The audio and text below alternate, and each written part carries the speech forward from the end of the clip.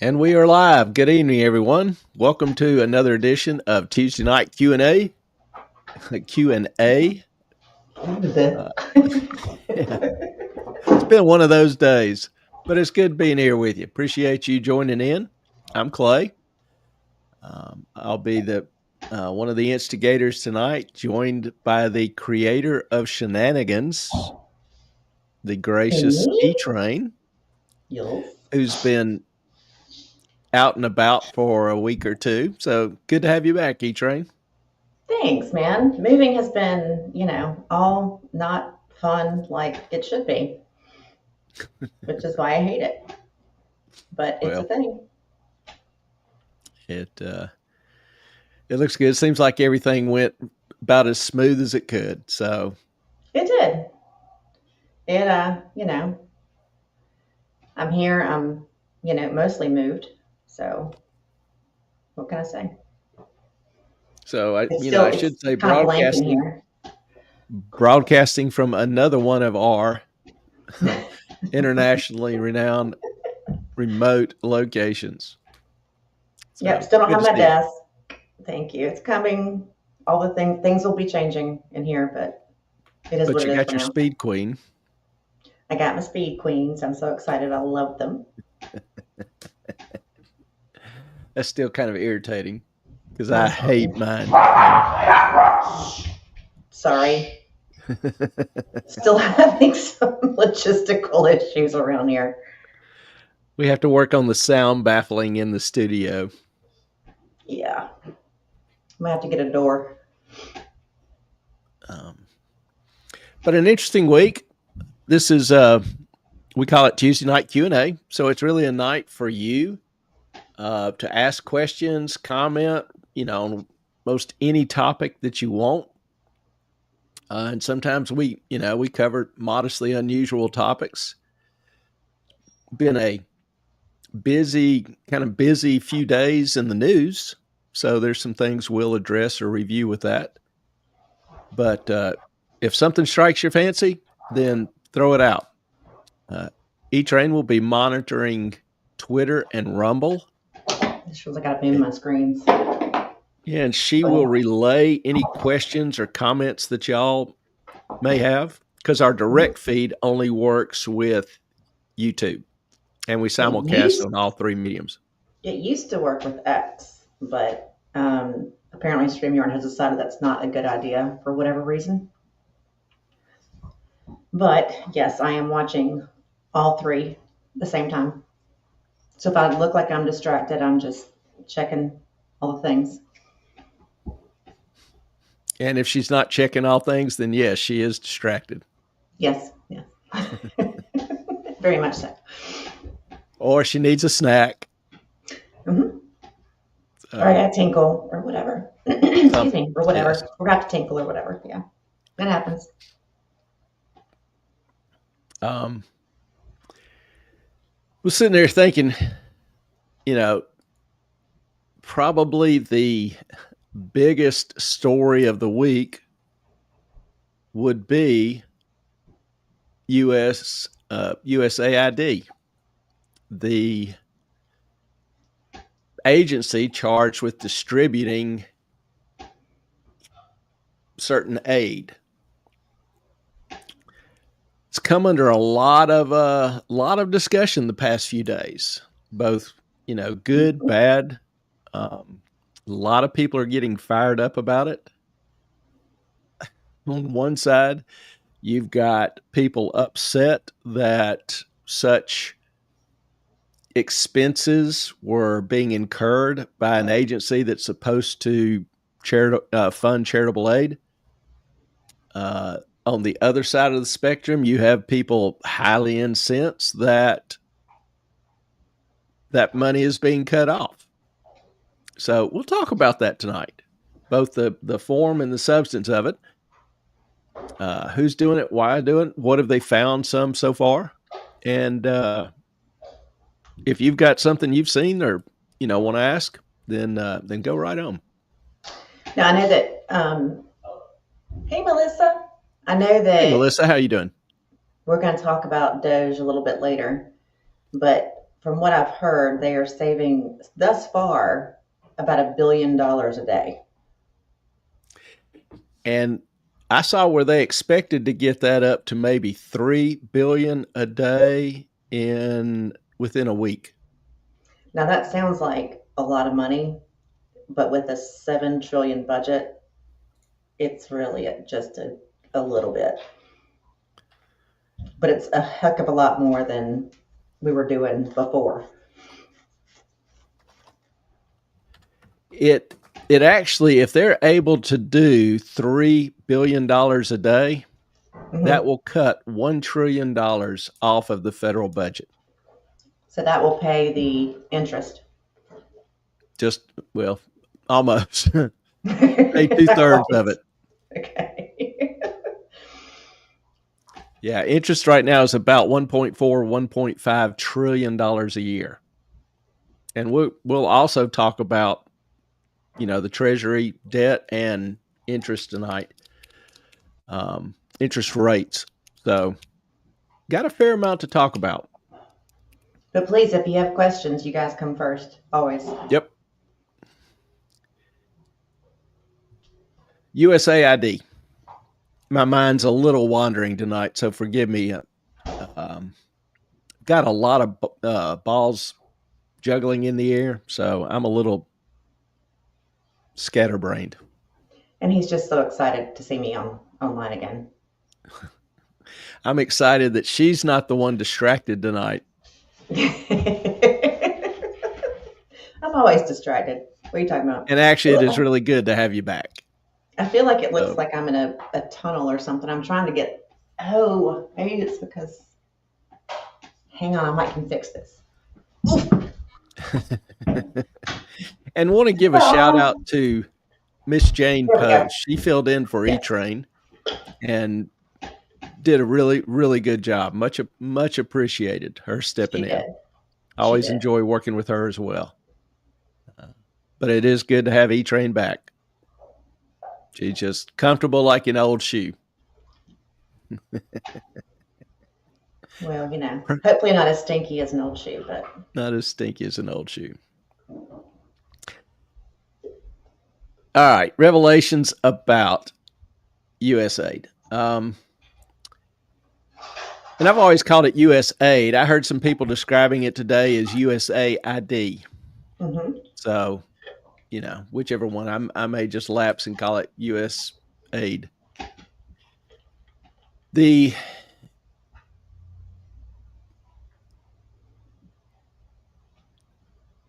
idea is that, most people are aware of DOGE, Department of Government Efficiency, has been looking uh, over the federal books of different departments, trying to find waste, fraud, inefficiencies, programs that are unnecessary, non-essential,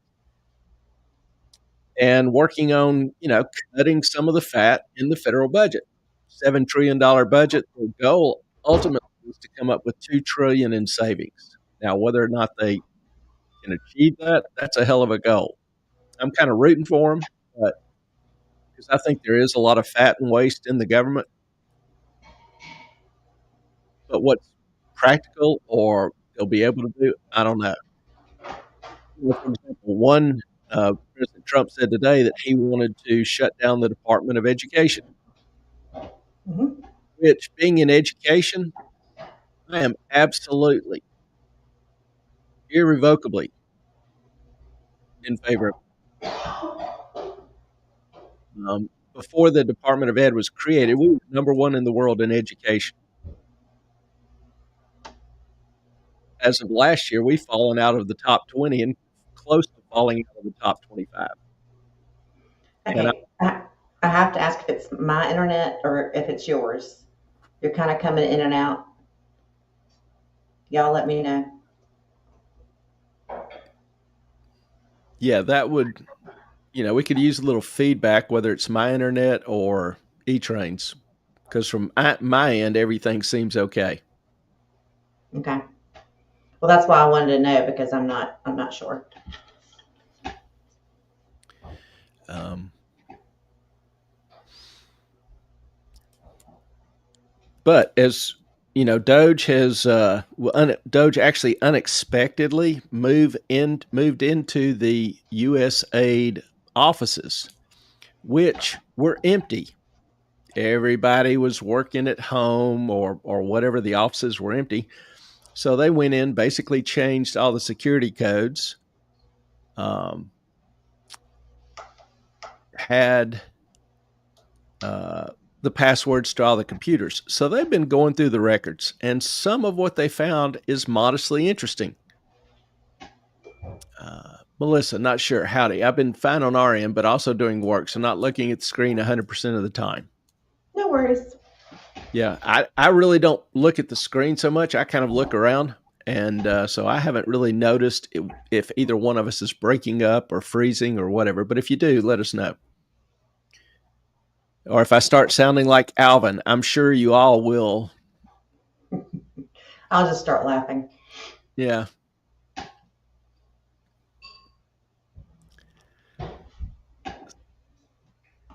Okay, some of the things that they found, USA. They found that 520 million this past year had been spent on ESG consultants. ESG, environmental, social, and government. That's the it's really an ideological position. Some people refer to it as woke. Environment would be, concerns in pushing climate change.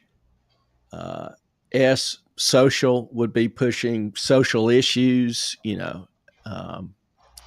DEI, pro trans movement, this kind of thing. And G would be government, governance, corporate governance, not necessarily state or federal. And that's concerned with the structure of how the corporate board of directors, the relationship and compensation of the executives, those kind of issues. So, what is a U.S. foreign aid agency doing, paying nearly $500 million for corporate governance issues? That was kind of interesting. I also found 1.2, and this is really fascinating to me, 1.2 billion given to, quote, undisclosed recipients. Ellen, I read your lips, but your mic's off. I was trying to, there's a lot of noise in the background. I was trying to, anyway. What does that mean? That means they wrote checks for 1.2 billion to an account with no name, no title. Well, they can't do that. They did. That's And that's part taxpayer of the problem. money.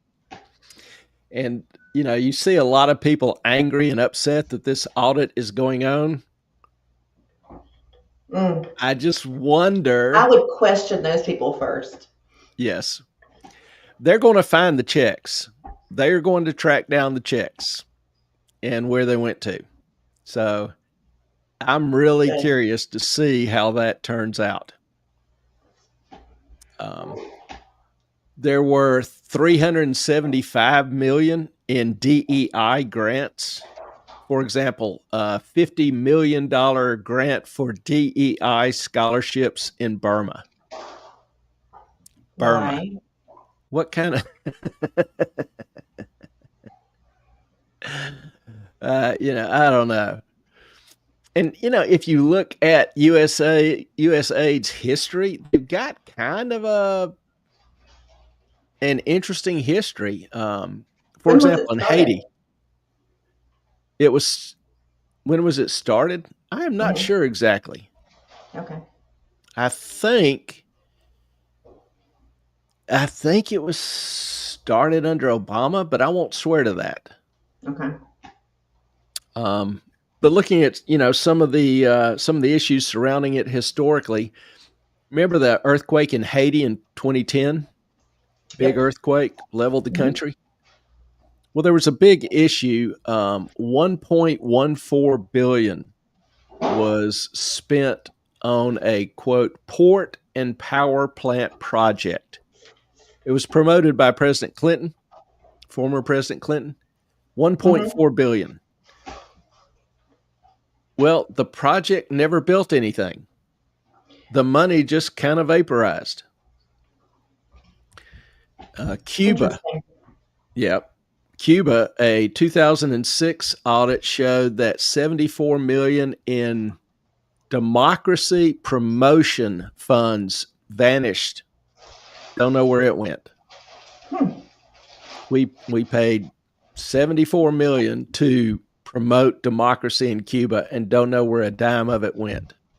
See, here's the thing too, and people who watch this, you know, consistently have heard me say this a million times. When we say we don't mean the U.S. government. We mean the U.S. government paid for it because the American people paid for it with their taxes. Yeah. I think that gets lost somewhere in the shuffle, where when you're paying those taxes every year, that's where it's going. And not only taxes, it's the money you borrow. If Mm-hmm. you have a job, U.S. citizen taxpayer, and you have a job, you are responsible for over $200,000 in debt that will have to somehow, some shape, manner, or form come out of your pocket sometime in the future, either via taxes or inflation. So that is, it's not just directly the taxes you pay, but as the government has to print more and more money to pay its bills, that obviously creates inflation. And the Fed's been having a problem taming inflation. So we'll even look That's at for that a little sure. bit later. Afghanistan, millions of dollars were squandered on health scams, supposed hospitals, that were never built. Again, don't know where the money went. Are you seeing a reoccurring theme here? Yeah, There's a somebody's lot of getting money, paid to do something or not do something. or a fake account is being created. Hmm. Nigeria, company called Chemtronics, a major USAID contractor, was linked to a subcontractor's overbilling scandal. This was ran into the hundreds of millions. We've not been able to get firm data on it. You think of foreign aid, help charitable, build hospitals, help war torn areas, provide food, that kind of thing. Well, turns out $47 million of this aid money was given to China's bioweapons research laboratory in Wuhan Oh, huh. and went to the scientist to do a gain of function mutations. On This ended bats. up producing the COVID-19 vaccine, COVID-19 virus. And wasn't he patient zero? He was patient zero. Hmm. Amazing. $47 million of your charitable aid going to fund China's bioweapons lab. And they're not alone. The State Department funded some, the Department of Defense funded some, the National Institutes of Health funded some. Still Now, all taxpayer money. yeah. And what the hell those agencies are doing funding a China's bioweapons research lab? I'd really like to know who signed off on that. Some other great, expenses. There was 70,000 spent on one Irish DEI musical, a concert. Nice. We spent 47,000 on transgender operas in Colombia. Is there another slide for Thir- this? huh? Is there another slide for this? Oh, maybe. I mean, I see them on my screen. I don't know why they're not up on yours. I Just kidding. think it's the next Uh, one. No, it's this one. Okay, because I I don't just see didn't this. list. Yeah, I just didn't list Okay. everything because there was so much. Just wasn't And sure. yeah, time was a little tight. I get home and I have 3 hours to, kind of prepare this. So sometimes things get a little jammed. Um, we spent 32,000 to print a trans comic book in Peru. In Iraq, $20 million for an Iraqi version of Sesame Street to promote LGBTQ agenda. Egypt and Tunisia, 56 million for tourism. Tunisia, So, guys, I hope Egypt. that the struggles that you are suffering right now financially are worth these. They even put shrimp on a treadmill Um, to see how Jordan, fast they would run. we gave them 40 million for schools. Central America, we spent 27 million for deportee gift bags. So if they were deporting somebody, we paid They for or them having we? a gift bag. We were, wait, we were deporting them back or they were deporting No, them they were people they deported. to where? Anywhere, just out of the country, kicking them out of the country. So it has nothing to do with the United States at all. No, Okay, just making I sure. mean none of this did. Oh, I None know. of I'm this just saying. benefited the U.S. So that's gives you just a sample of the expenses. The types of expenses. A lot of it was just promoting a political ideology and lifestyle. Now, I don't care what lifestyle anybody chooses to live. That's fine. Just I shouldn't pay for it. And I don't want them paying for mine. Paying for education in other countries when our education system is so screwed up.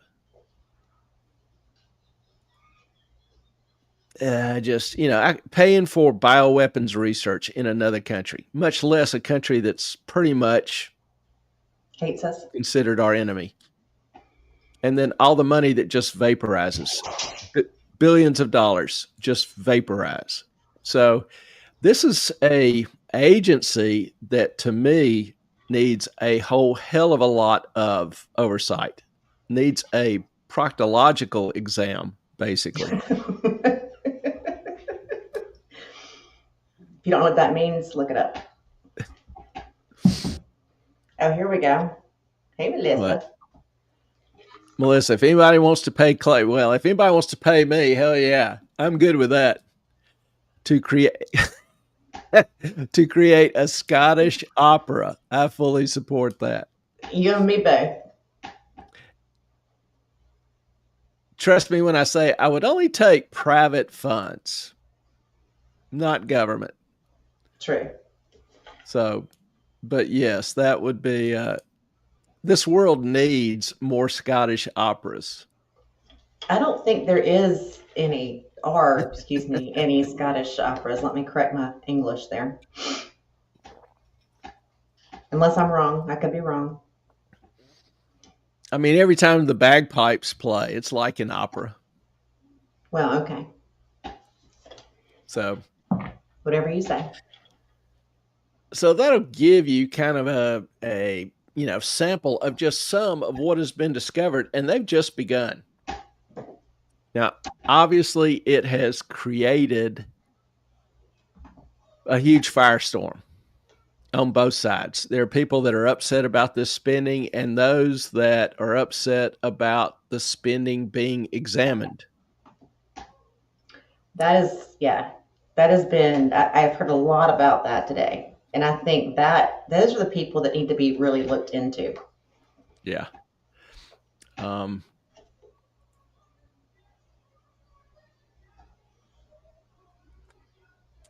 Something else I saw just before we came on the air. I Mhm. know it's hard for me doing this There was podcast. another Sorry. slide. There was another slide. I did it 3 hours ago. I don't even remember what I did. Does that give you an idea of my state of mind? We're trying, y'all. We're trying. We're It's trying. been a Tuesday. Well, my whole month, these last 2 months have really been jammed for me. Now, I have 2 major projects that will end at the end of this month, so my life will get back a little bit more in balance. But things have been just hectic as hell for a month and a half. And so since Anyway, he forgot, if y'all would hit that like and subscribe button and turn notifications on, that would be awesome. yes, please do. That really helps us, and it doesn't cost y'all anything, but it really helps us, and we appreciate it if you would. Now, one thing I saw today before we came on the air was that the State Department announced, and this is Tuesday, State Department announced that all of the U.S. aid staff worldwide would be flown home, were called back home, and they were to be back home by Saturday. So that's 4 days. Everyone, all of them, including their family.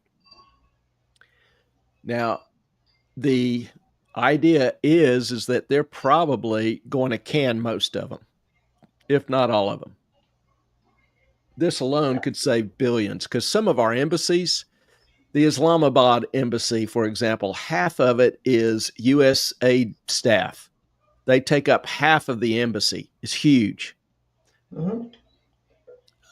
And the thing is, most of the U.S. aid employees that are paid, they bank all of their money because all of their living expenses, their housing, their car, the driver, they have a discount shopping place. Everything is paid for. So they're paid, and most of them are paid pretty well into 6 figures. They're able to just throw it in the bank. They have very little, if any, expenses. So this could be a relatively significant savings if they are canned.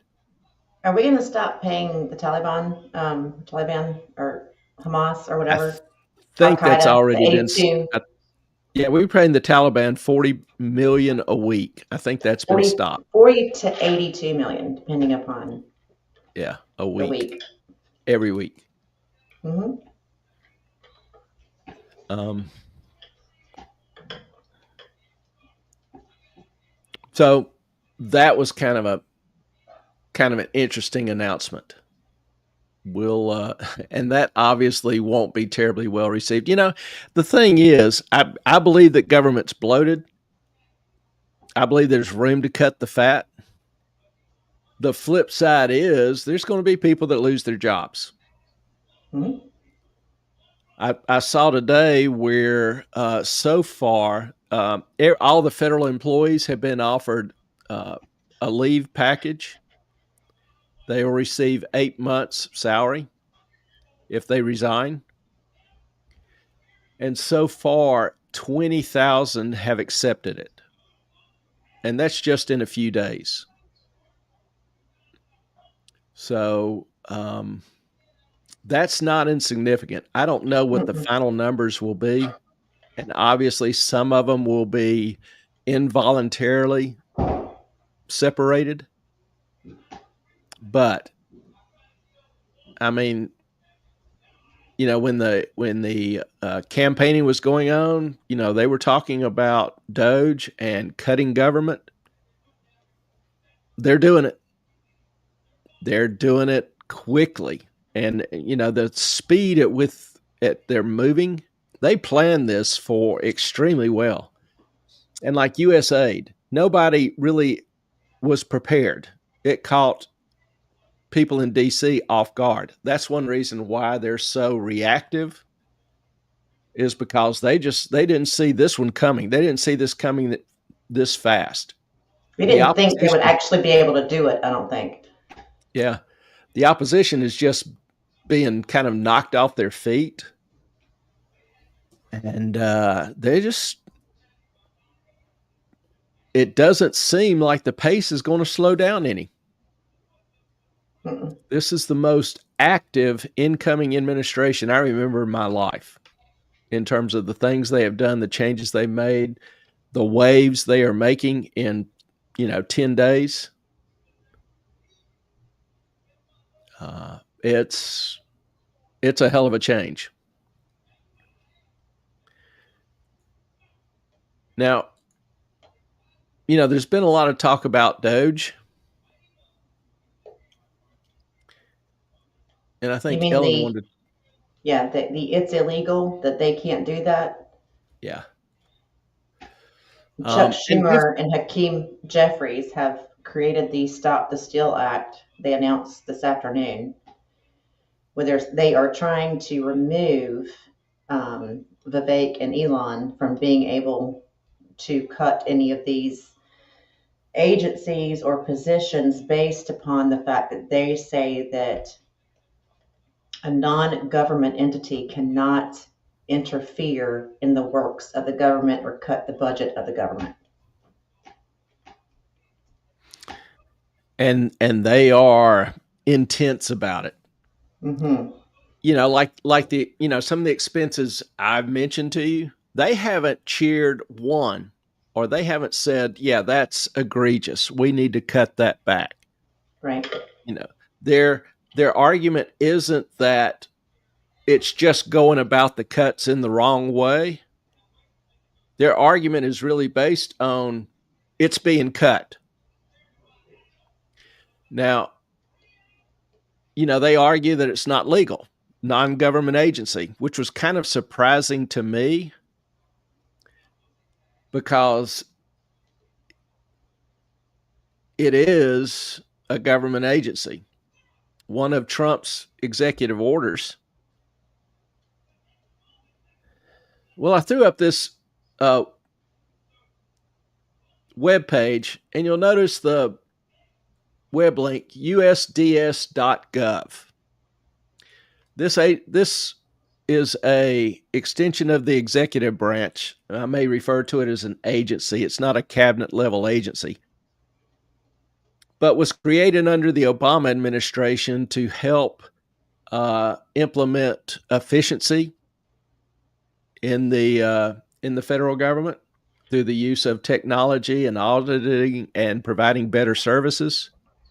Well, one of Trump's first executive orders renamed this agency to Doge, the U.S. Doge Service. So it's still USDS. But that's the agency these people are working for, and they are actually empowered to go in and review the services and efficiencies of the various departments. So I find that kind of interesting that, they're complaining these people weren't elected. Well, Elon was right beside, next to Trump, the whole campaign, cheering him on, talked repeatedly about Doge. Trump talked about Elon and Vivek working to cut government, size and scope of government. Nobody who voted for Trump wasn't aware of this. They knew it, and that's one reason why a lot of people supported him. And if you think about it, Elon wasn't elected, but there's a ton of people in the executive branch and congressional branch that aren't elected.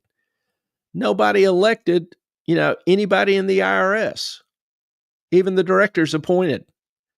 Nobody elected anybody in the FBI. The director even is appointed. The DOE. All these bureaucrats that have been making decisions and running the government, and really for quite a long time. It's not just the last administration, but for a long time, bureaucrats have really been running the government. Some of the figureheads at the top may change. A few of the little, policies or programs may change. But the bureaucrats have been handling the money and they've been doing it without oversight, without accountability. That's how we've gotten such, crazy and extravagant spending. A lot of it's payoffs to political cronies or rewards for support. So, if you look at the people complaining, they're complaining about the unelected power, their term, who's exposing all of the corruption and waste and inefficiency. That to me is fascinating, somewhat telling. So, and I don't know and understand not everybody is going to agree with cutting all the programs. There'll be some that some people, support or whatever.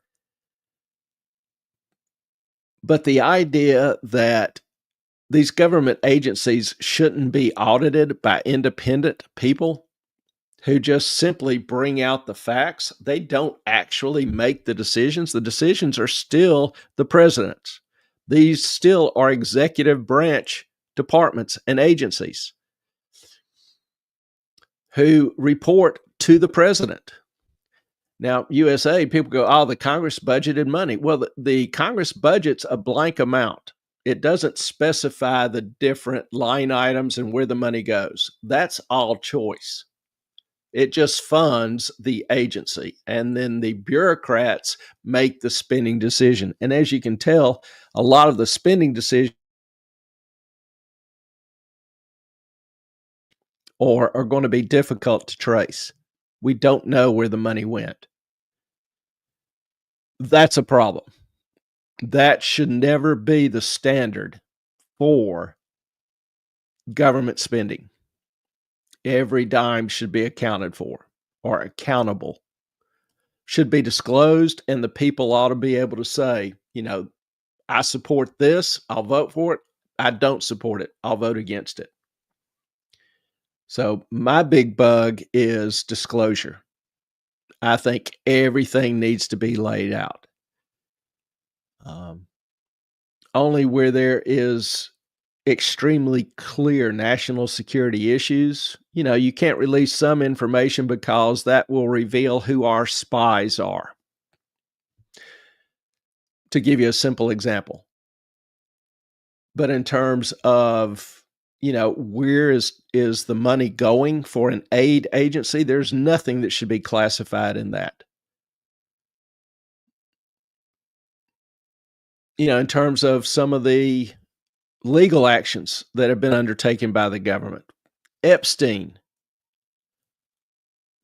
the files on that, he was convicted. Ghislaine was convicted. So the only two people brought to trial have been convicted. Everything should be released. Except maybe the names of victims. Everything should be released. The Trump assassinations. Everything should be released.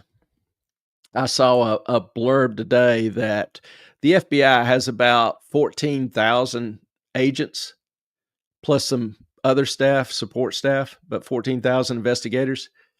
And the report was 5,000 of them have been involved investigating the J6 issue.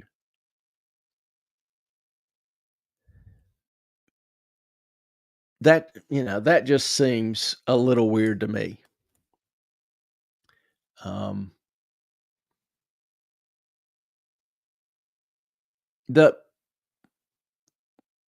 just like to see better accountability. And we haven't gotten much of that out of DC in decades. And so, I describe Trump sometime as his history to me, I've described him as a narcissistic asshole, which he is. He has seemed to mellow some this term, but I would also describe him as a shit kicker. And forgive the language, but I don't know any other way to describe it. And every once in a while, you need somebody who will stir things up. and get people riled up and get them paying attention, looking at the issues instead of being distracted by the shiny thing over there. And so I hope that's what Trump is doing. I hope that's what he's able to accomplish, is to bring some light into these areas that have formerly been dark and secretive and unknown. And let's just bring it to the light. So we'll see. Anybody have any comments? Good old Doge, U.S. aid.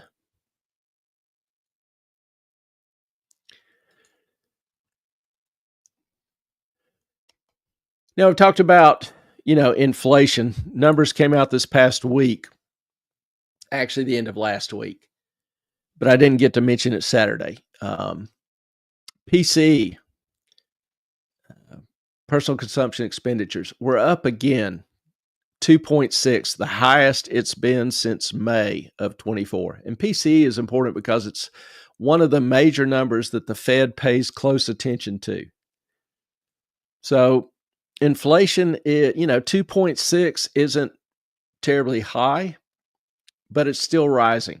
Almost all of the inflation indices have been rising for the past 3 months. PCE's been rising since May.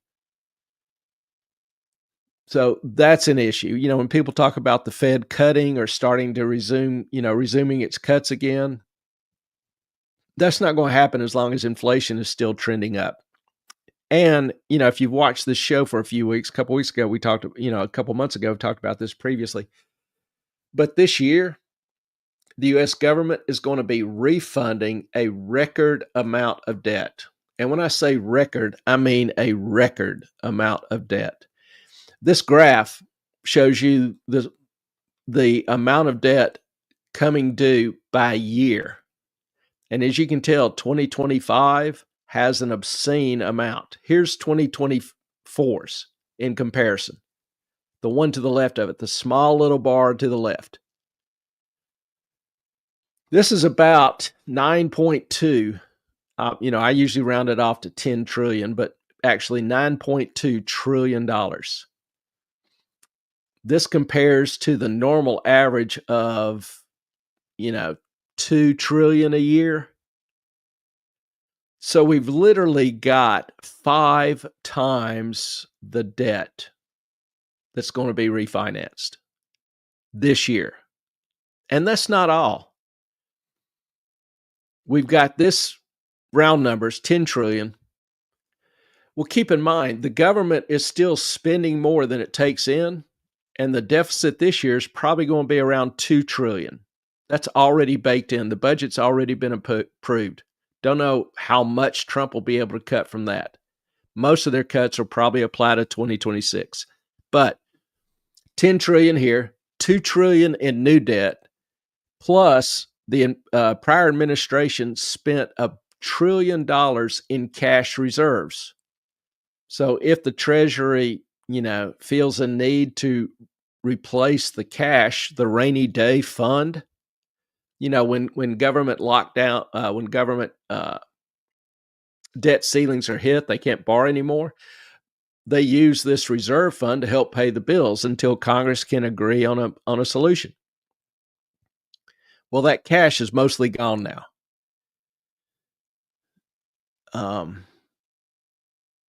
So that's a total of $13 trillion in Treasury debt being offered this year.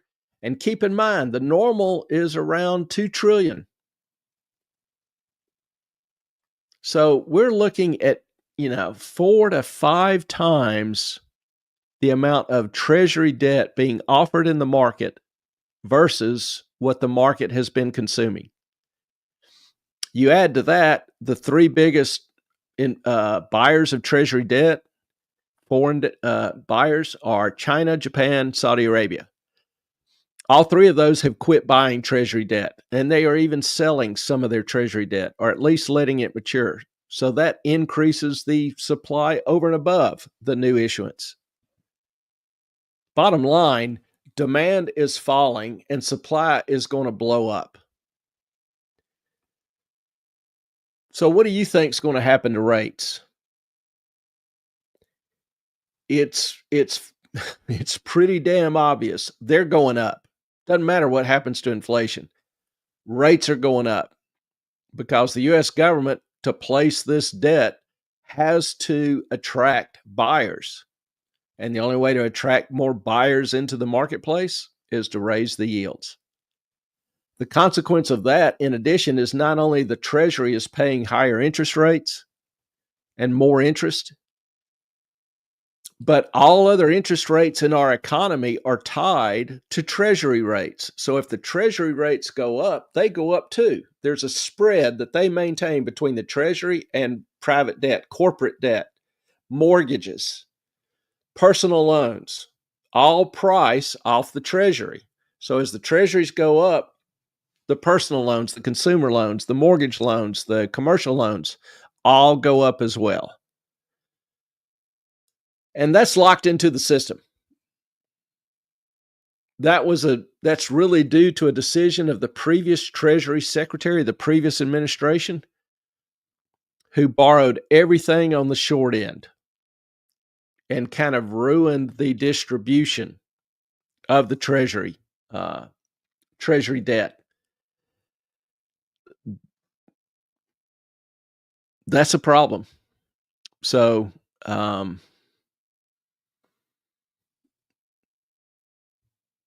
no way around it. I expect the new Treasury Secretary Becerra to more evenly distribute this maturity, so there's not so much Treasury debt hitting next year. I would imagine he'll still fund a lot of this short term just because there's no appetite for anything long term, and he'd have to increase rates, I don't know, 200 or 300 basis points to get people to go longer than 10 years, in my opinion. And that's just prohibitive. But he's got to reduce the amount of debt, because if you look at if this 10 trillion was all funded short term, there's another 4 trillion, 3 trillion that's coming due next year that'll add to this, plus whatever new debt. So, you could be looking at 2 or 3 years of extremely high Treasury debt issuance with extremely low demand. Long story short, interest rates are going up and they're not coming down anytime soon. So, that's going to impact a lot of industries. And the Fed, the Trump has said he wants the Fed to lower rates. The Fed can't stop that. The Fed can't control that. The only thing the Fed can do is to do QE again, which is where the Fed goes in and buys debt, mortgages, Treasury debt. And so it's printing money to buy that debt. It's kind of a third world solution where governments buy their own debt, print money to do it. That increases the money supply. It does make stocks go up. It does make bond prices go up and interest rates go down. Remember the teeter-totter? You've got bond prices, you've got bond yields. So as bond prices rise, the yield drops. It's an inverse relationship. So if they go out and buy bonds, put a lot of money, liquidity, we'll call it, into the markets, asset prices are going up. Housing prices will go up. So Powell, the current Fed governor, believes that those programs are what got us in this current mess. Mispricing risk, mispricing assets, causing the housing bubble, kind of a stock bubble. Well, those things will only get worse. So there is not a simple solution. The best solution would obviously get the economy growing as fast as we can. Bringing jobs in, bringing more production in, but that's not going to be an overnight deal either. So interest rates are going up. Sky. Trump said he wants the U.S. to buy Gaza.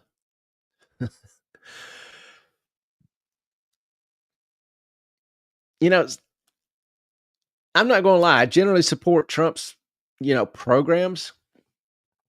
And, obviously I follow people in government closely. I follow Trump closely. And sometimes I don't know when he's kidding or not. Usually he'll say something that maybe comes across as somewhat outrageous. And then when you see the details, you go, okay, well, maybe not. I don't think Trump,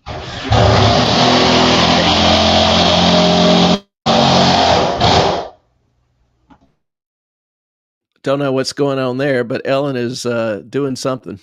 I muted her mic for her. Now she's cussing me out. Oh, hang on.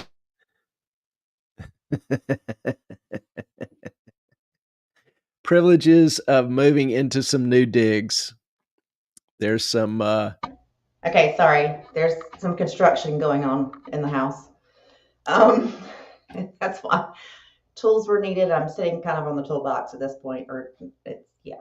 Anyway, Yeah, actually, she literally is sitting on it. Yes, not on it, but next to it. Anyway, the I know, crazy. I just actually saw something pop up that said that the U.S. was taking over Gaza. I had not heard that. Like it just came up like a few minutes ago. Are we taking over the peacekeeping? Huh? The Gaza Strip. I don't know.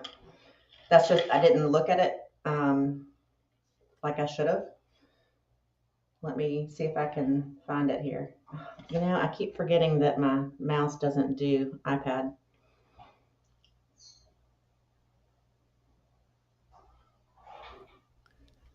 Well, shoot. Hang on.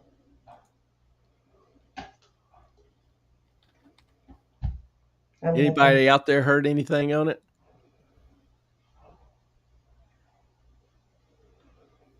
Let me look up.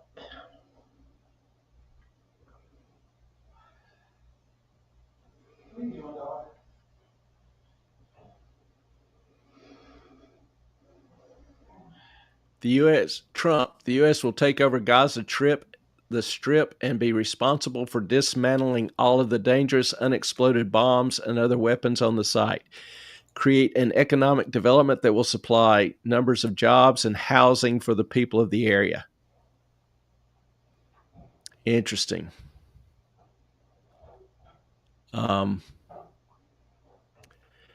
Okay. Yeah, I don't. The U.S. will take over the Gaza Strip. That's all I see. We will do, and we'll own it, be responsible for dismantling all. This is what Trump is saying: the dangerous unexploded bombs and other weapons on the site. Level the site. Get rid of destroyed buildings. Create an economic development that will supply unlimited numbers of jobs and housing for the people in this area. That was Trump's announcement. I'm curious as to, what kind of government or military involvement it's going to be. I don't know if he's just talking about kind of spearheading the private sector and helping with bomb disposal. That's one thing. If he's talking about, a full U.S. military presence, extended military presence, rebuilding Gaza, I don't know that I would be in favor of that. I think people don't understand that a lot of what Trump says is tactics. Yes. He starts a negotiating position. Yes. He starts from, okay, we'll do this. And if you don't want us to do this, then you guys figure it out. Or we'll handle it.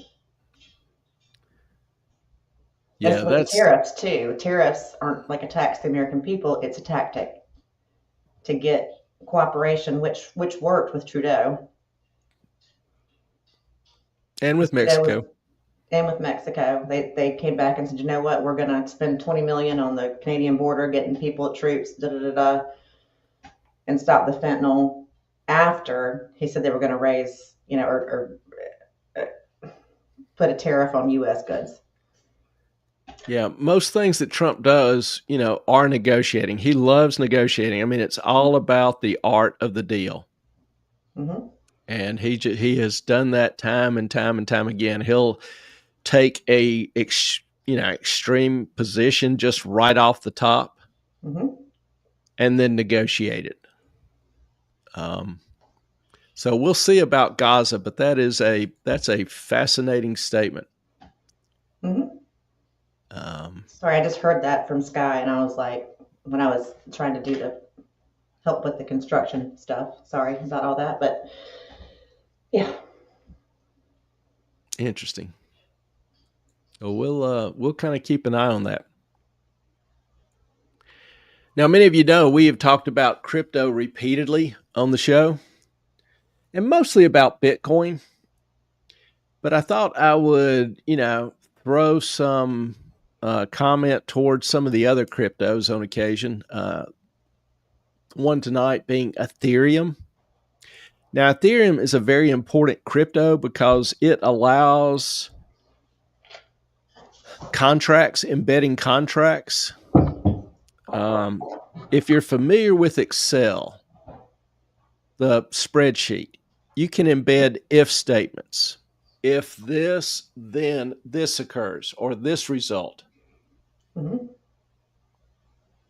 Well, Ethereum is like that with crypto. You can embed contracts in it, basically glorified if statements. So if, like if an insurance contract was on Ethereum, you pay your premium, the contract is then put in force. The notices are sent to the driver's license bureau, whatever other steps need to be taken. So you can do that kind of programming in Ethereum. Bitcoin is just a currency. There's no programming you can do to it. So they have different uses, different applications. Well, the trading in Ethereum has been very interesting. The ticker symbol is ETH. And so here you see it bouncing around 3,300. And this is the point a couple days ago when Trump denied that there was going to be a delay in tariffs.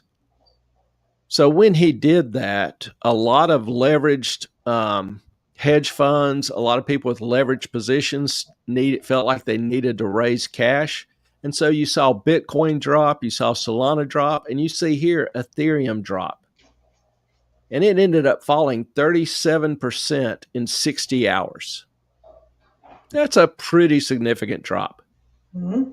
Well, once it started recovering, Eric Trump, the president's son, tweeted that it's a good time to own Ethereum. It's a great time to add Ethereum, which is a fascinating tweet to me.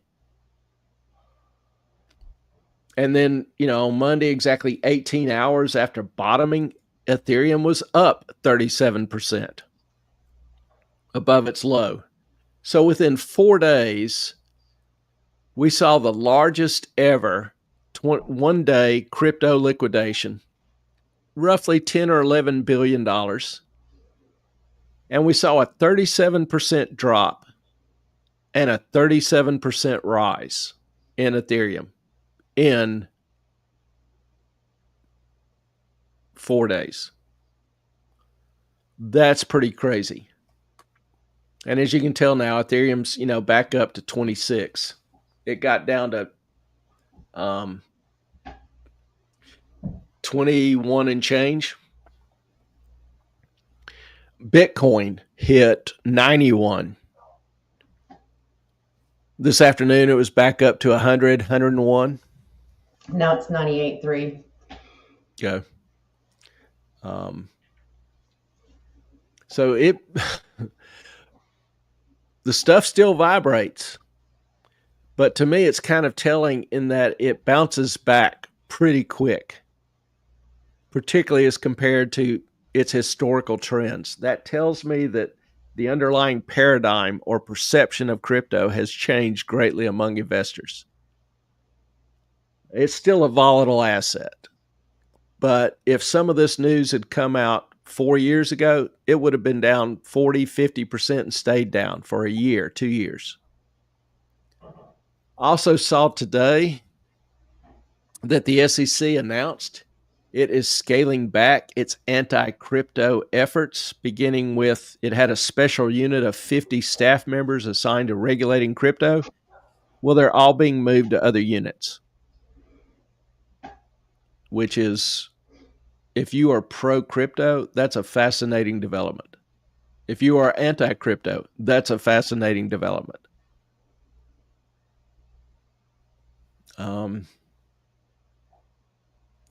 And the new head of the SEC, the Treasury Secretary are both on board and working toward establishing some sort of crypto reserve.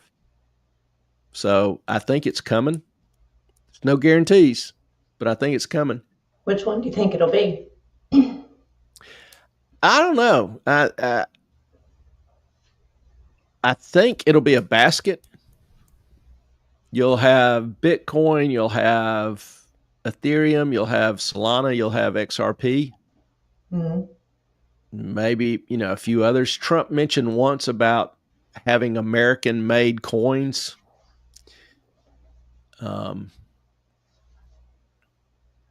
Bitcoin is kind of international. So is Ethereum. I think they both were basically started on American computers, but like Bitcoin has no headquarters. It has no centralized, control. That's one thing that makes it so beautiful, in my opinion. Ethereum, Sol, XRP are not decentralized. They have centralized control. So we'll see what happens. Don't really know what the composition of it will be, but if it happens, I would expect crypto to take off.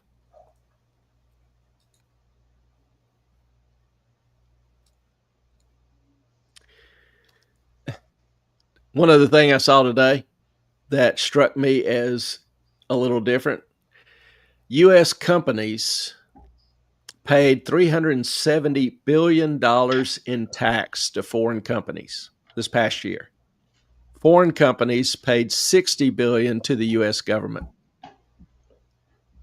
So the idea is that's kind of imbalanced. A little bit. Just a little bit off kilter. So I wouldn't be surprised to see the administration moving to try to enact, for example, enact tariffs to demand that other countries cut the tax rates of the American companies, or to, tariff foreign companies importing, put an additional tax on them. And, people talk about Canada, and Canada has historically been a very close friend and ally of the U.S. I would not describe Trudeau as a U.S. ally. I think there's a lot of things in the U.S. that he's adamantly opposed to. But, Canada has like a 300% tariff on American beef. 300%. Tariff on American lumber, a number of American products that are very high, tariffs. And so if you're arguing free trade, you need to argue that it needs to be free trade both ways. Otherwise, it is possible for a country to get screwed. And we've seen it. Solar panels. Solar panels were invented, developed, and initially manufactured in the U.S. Well, one company wanted to sell solar panels in China, and China demanded the intellectual property, how the panel's made, how it's manufactured, the manufacturing process, all the details, all the secrets. Company turns it all over to them so they can sell in China. China starts manufacturing solar panels, That's what then they do. starts exporting them to the US. It Hmm. subsidizes the price, so they're one third the cost of the American panels. American panel manufacturers go out of business because they just simply can't compete. Now, all of the solar panels are made in China. And obviously, the price has soared. Well, I mean, you got to. I was listening to a podcast today about tariffs, and they were talking about like in 1987 when Ronald Reagan made the speech about how tariffs are awful and not sustainable and will kill the economy and all this stuff. Well, right at that in 1987, America's global GDP was 28%, almost 29%, and China's was 1.6. Now China's is almost 20, and America's is closer to 25. Yep. So it doesn't. I mean, it's kind of like socialism. We're helping others and hurting ourselves. Yeah, the free trade argument, America has not terribly benefited from the trade with China. China has Mm-mm. benefited far more than the US has.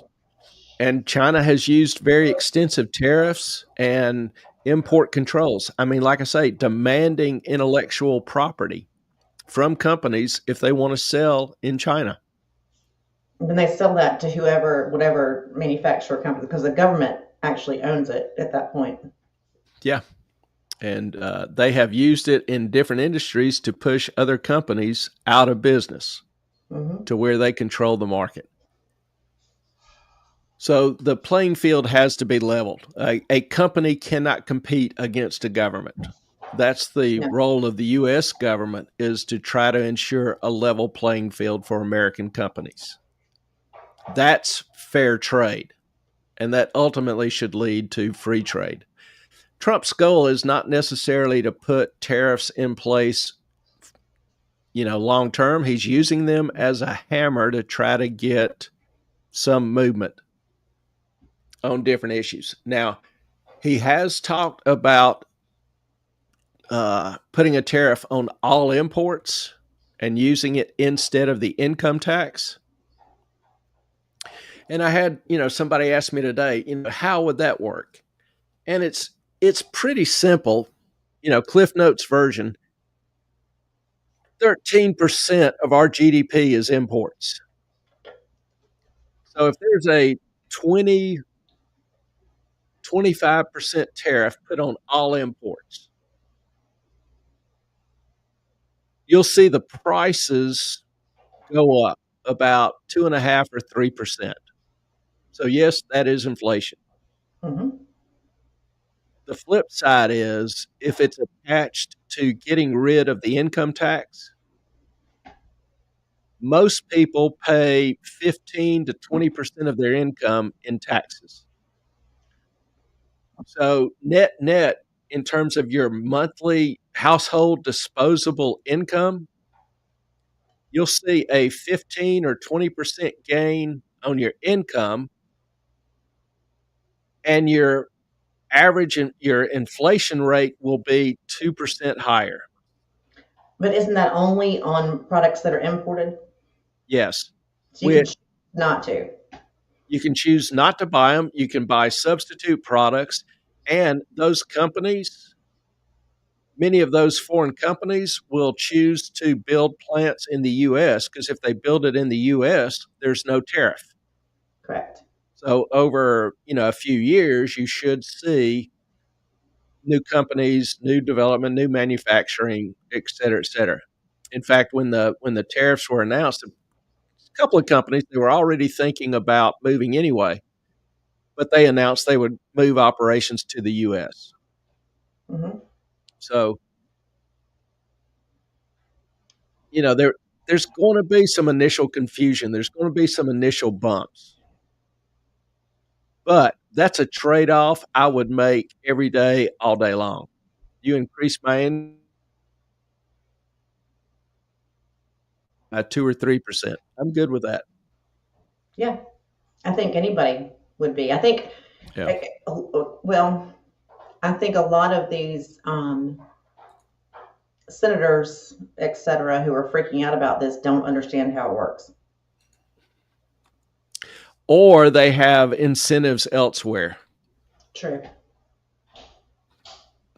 And particularly with looking at some of this US aid stuff, I'm getting really curious about where some of that undisclosed money or some of those lost funds ended up.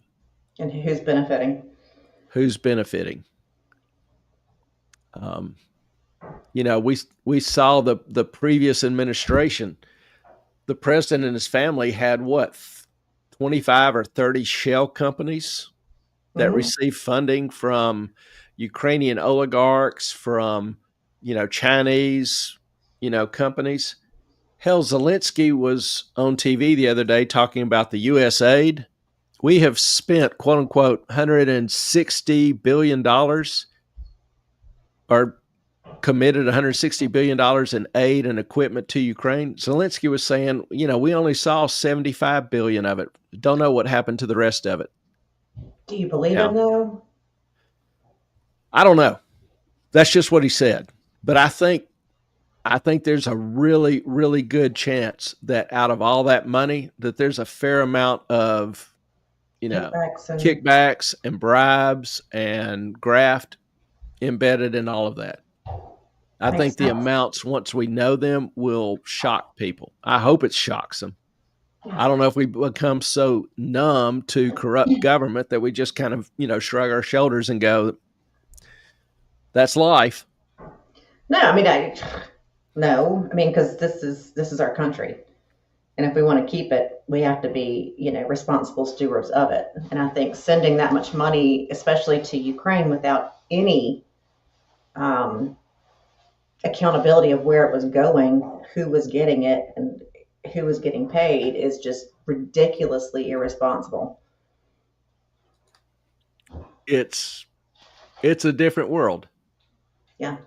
Um, I just don't know if people are so desensitized to evil, corruption, whatever. I saw a little What? video. I think I played it the other night, where a guy was walking down the street in Manhattan, and he was Mhm. amazed because the streets were clean. There weren't, vendors and whatever up and down the street. It just looked. He said it looked and it felt safer because all the immigrants were hiding. All the street vendors, all the people hassling you for money, crowding the subway. A couple of weeks ago, an immigrant set fire to a woman in the subway, and Saw that. nobody did a damn thing. People were just walking by. So, we as a society, I believe, have gotten incredibly desensitized to evil, violence, corruption, whatever. I hope it's changing. I'd like to see people start giving a damn a little bit more. There's good people out there on both sides of the aisle, and we have a lot of opportunity to work together to accomplish things that we both believe are good goals Yep. and worthy objectives. But you got to start with getting people to, give a damn about other Well, I people. think.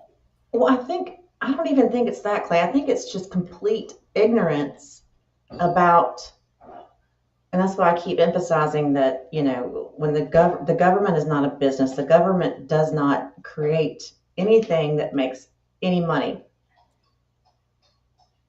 That is the American people paying. And I think people are just ignorant to the fact that when this money is spent, like, what does that mean? I just, at least most Americans, clearly people who watch this channel understand, but I would say the vast majority of Americans just don't, they're not taught in school or anywhere else about what all this means, about their daily life, about they're just like, oh, well, prices went up because of this, and that's just, part of it. Well, it's not. It doesn't have to be. You got to understand how money works to get it. And, I hope, the viewers of this show are getting some information that helps them make better decisions. That's the goal. Mhm. Um, so if there's something, we say or that doesn't make sense, or you'd like further explanation or detail on, let us know. Yeah, I mean, it's like McClay. If you obviously you're in finance, but if you don't have a financial background, okay, if you don't, take economics in school, how would you know about any of this stuff? How would you know how any of this works? How would you know what taxes pay for, about government spending, about what it does to the economy? I mean, you wouldn't know.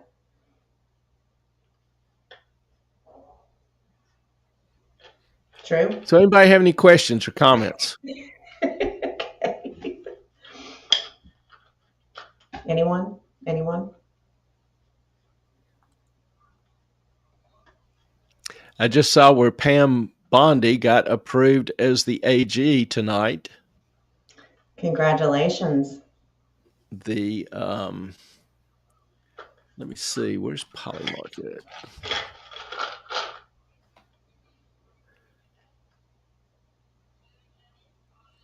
Well, that's interesting. What's that? This is the odds on Polymarket. It's an online betting market as far as the approval odds. And Hmm. Tulsi has gone to 98%. Where was she? 2 days ago, it was 54. Oh, wow. RFK has moved up to 96.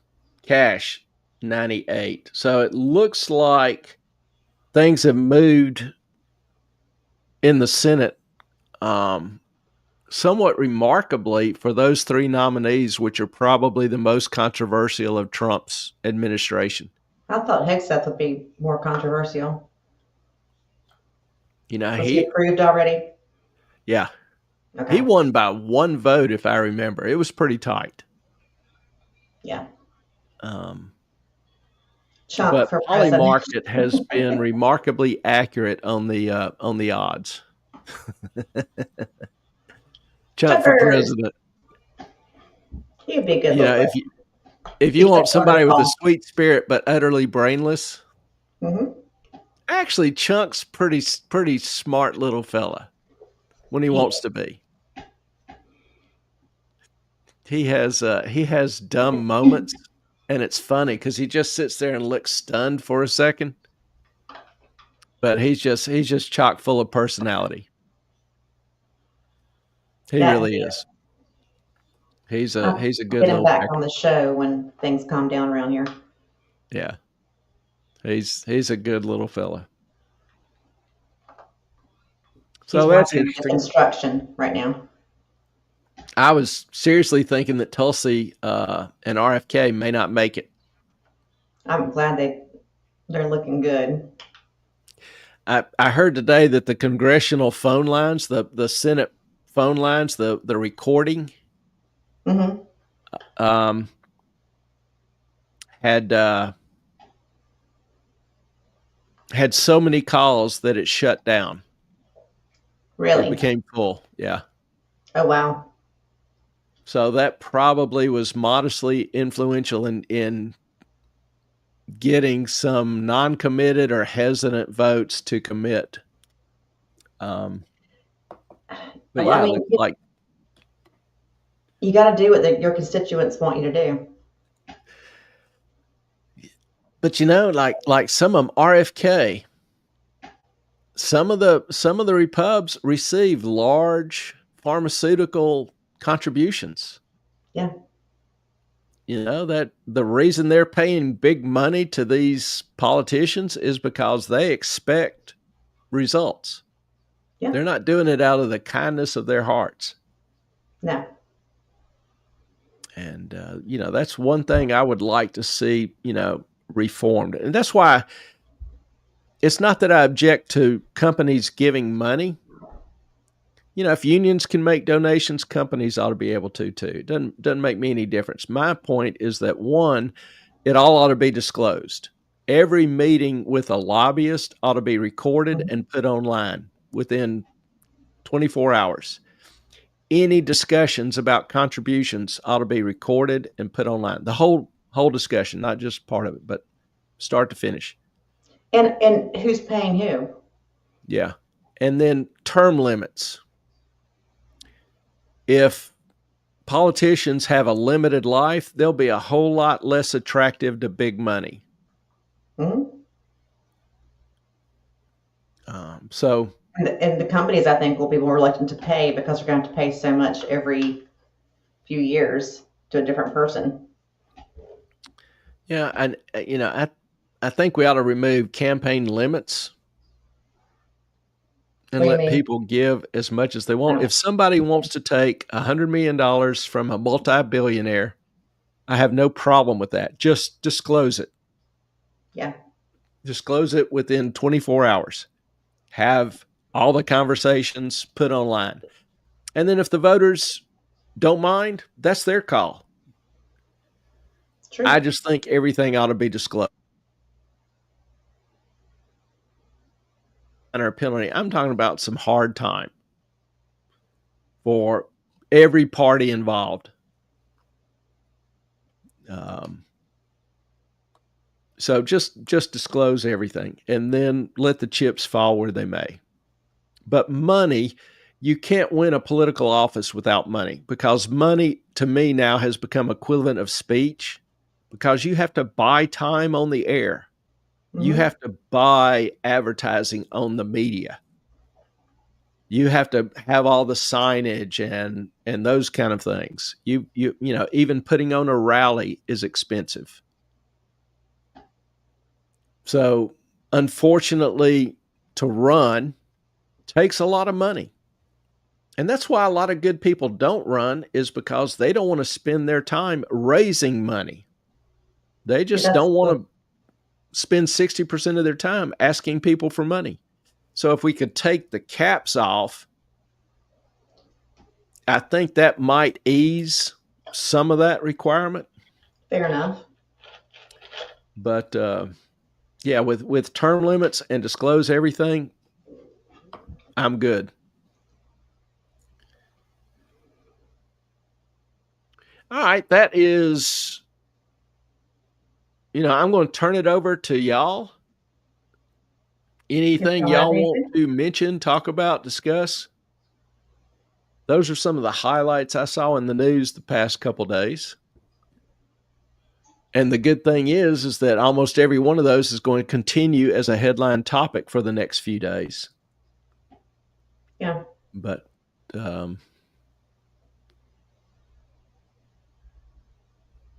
I got to find out more about Trump's taking over Gaza. I know he was talking about earlier the Palestinians need to be relocated. Hmm. Well, Egypt, Lebanon, and Jordan all said no, we don't want them. They've been saying that since the beginning. Yeah, nobody wants the Palestinians, because historically, like, Qatar let them live there for a while, and they tried to overthrow the government. Jordan let them live there. They tried to overthrow the government, kill the president, kill the king. Was it the So Palestinians or Hamas? the Palestinians, Okay. um, they have a long history of discord. I'll just leave it at that. Fair And so enough. the other Arab nations just aren't comfortable taking them in. I mean, Lebanon used to be and Gaza used to be beautiful resort areas. Hmm. And then control, was given to the Palestinians, and it just went to hell in a handbasket. So they are not necessarily the best at governance. But what to do with them? Nobody wants them in their country. And if they remain in Gaza, I mean, they're still going to try to kill Israeli kids. Could we put them like on an island somewhere? I don't know. It's a huge problem. There's a lot of good people that are tired of the war, that do want peace, that love their kids more than they hate the Jews. Hmm. But the ones in power, the ones with the guns, are the ones that rule. Right. And, they were, as soon as Israel declared a ceasefire, they were in the streets declaring victory and talking about how they were still going to kill Jews. And like Australia, A deserted island.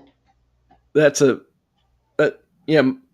I don't know how many people are aware that Britain used Australia as a penal colony. Mm-hmm. So they would ship all of their prisoners to Australia instead of putting them in jails, long term in England. And they sent them to Georgia too, in the U.S. Yeah. So most everybody in Australia is related to a felon. Okay, let's send them to Australia then. Yeah. Mm-hmm.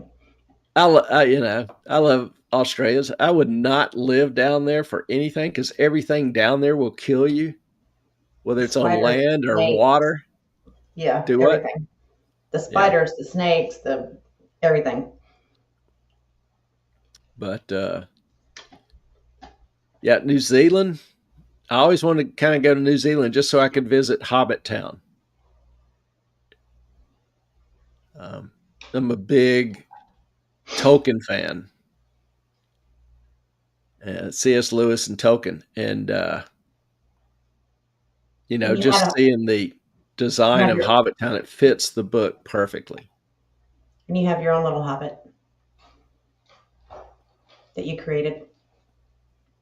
Do what? You see, your own little hobbit, your daughter.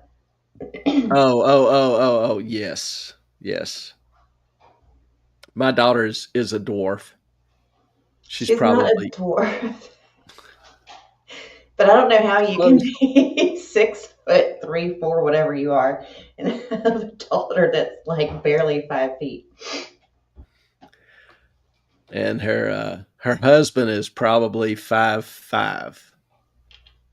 So I refer to them as just a cute little hobbit family. He does. They really are precious. Cute little family. So, well, if there are no other questions or comments, then we will thank you for your time. We appreciate y'all joining us tonight. Mm-hmm. If you will, please, before you go, hit that like, subscribe button. Do us that courtesy, if you will. It helps us out a bunch. And now that I have interwebs, I will be able to be here Saturday and do the things. I love you, Melissa. Love you, Melissa. And I'll have a desk the rest by of then. the members of the family. Yep.